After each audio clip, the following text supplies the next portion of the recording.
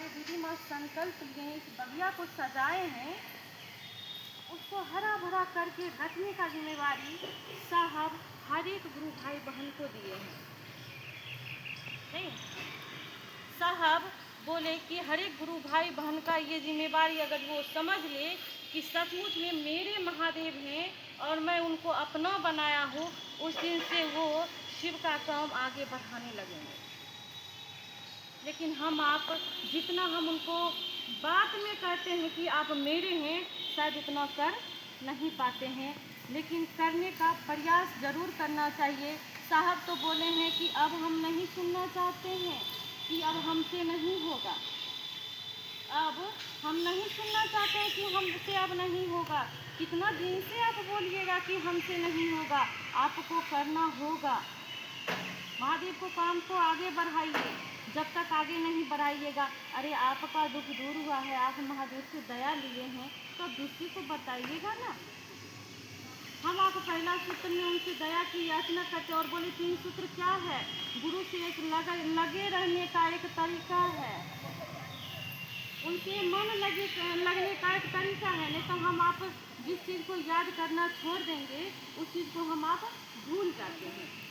तो साहब बोले कि वो 3 सूत्र के माध्यम से वो आत्मा और परमात्मा की जो मिलन होती है, वो शिव की बात करने से हमारा आपका भाव वो जागरूक होता है और शिष्य भाव अर्पित करते हैं हम गुरु को। और जब तक हम गुरु को शिष्य भाव अर्पित नहीं करेंगे, तब गुरु बनाने की कोई मतलब नहीं है। साहब बोले आप किसी की माँ हैं तो माँ का भाव अर्पण करते हैं ना, ठीक उसी प्रकार से आप शिष्य बने हैं, शिष्या बने हैं, तो आप शिष्य भाव को अर्पित करना है, ताकि हम वो शिष्य भाव जागरूक करें और सभी भाई बहनों के बीच में जा कर के बात करने का प्रयास करेंगे। और जो हमको आपको साहब संकल्प रूपी आप साहब बोले हैं कि जिस चीज़ को आप संकल्प लेकर करिएगा ना, उस चीज़ में आपको हर जगह मदद मिलेगा। संकल्पित होकर अगर कोई भी चीज़ को हम करते हैं तो हम आपको मदद मिलती है। इसीलिए साहब बोले कि आप 3 सूत्र के माध्यम से आप उस शिव का कार्य को आप आगे बढ़ाइए और दया मांगिए कि हे शिव आप मेरे गुरु हैं, मैं आपकी शिष्या हूँ, मुझ शिष्या पर दया कर दीजिए। अभी बाबू बोला ना कि दया का उल्टा कर दीजिएगा तो याद होगा। आप जितना गुरु को याद करिएगा उतना ही गुरु आपको याद करेंगे।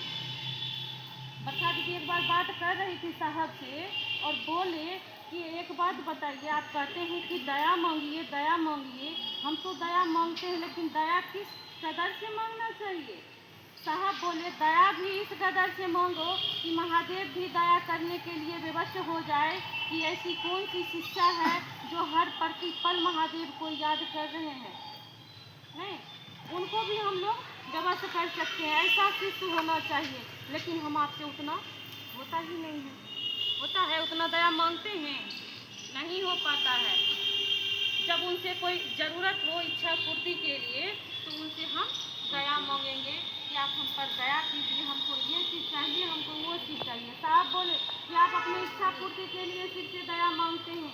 आज कोई देवघर जाता भी है तो वो जल चढ़ाने के लिए वो सिर्फ अपनी इच्छा पूर्ति के लिए ही जाता है। 1 लोटा जल चढ़ाएगा, 1 लाख का डिमांड करेगा कि हमको ये चाहिए वो चाहिए ना।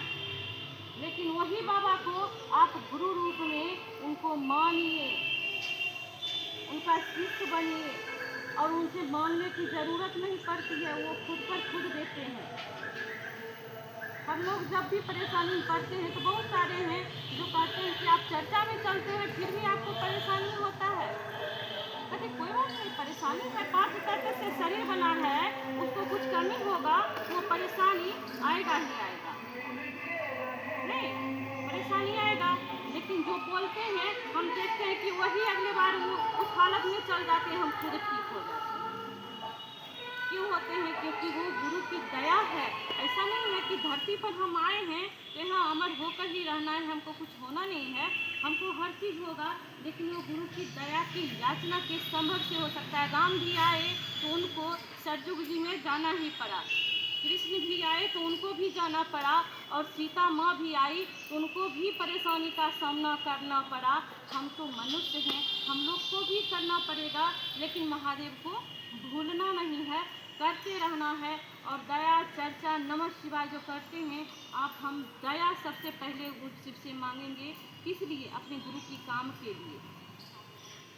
आप इतना दया करिए ताकि आप जो संकल्प लिए हैं ना, उस संकल्प में हम आपके आगे नहीं, आपसे पीछे चल सके, ताकि हम भाई बहन से गप कर सके। नहीं हो पाता है, नहीं साहब से ही न दया मांगेंगे। साहब से पहले हम महादेव को ये गुरु रूप में जानते थे? नहीं जानते थे। आज तक कोई नहीं बताए कि महादेव गुरु का भी काम करते हैं। जो हमारा आपका ग्रंथ में छिपा हुआ था, वो ग्रंथ से निकाल कर साहब आज देखिए हर एक भाई बहन के दिल में धड़का दिए हैं। वो मंदिर से शिव को निकाल करके हमारे आपके दिल में धड़का दिए हैं।